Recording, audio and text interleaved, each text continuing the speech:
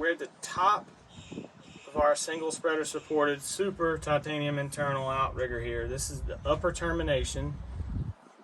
And we've got one of our support lines. This is spliced Dyneema. At this point, we want to make sure your machined titanium standoff tip is installed on the tension line. I'm going to kind of open that loop back up. And we're going to use partially threaded screws at this point, because a fully threaded screw would potentially compromise this Dyneema. You want to go into your slot here, like so.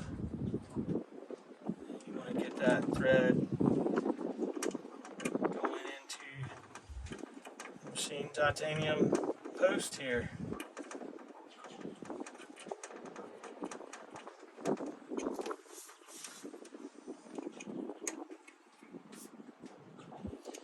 And there's 1 of 4 done. We'll take our tip here, just slide down, making sure we don't have any undue twists or kinks. We'll actually come past this. We don't want to put this post in here yet. That'll be later.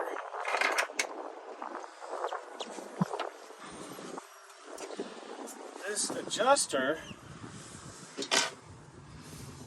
want to make sure you're with the same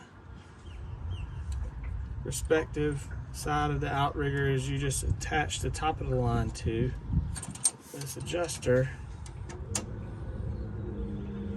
attaches to the tie rod like so. You just want to get it started at this point by hand. This jam nut can be used after everything else is wrench tightened and you've got everything tuned and completed. Just do this 3 more times and all 4 will be ready to tune.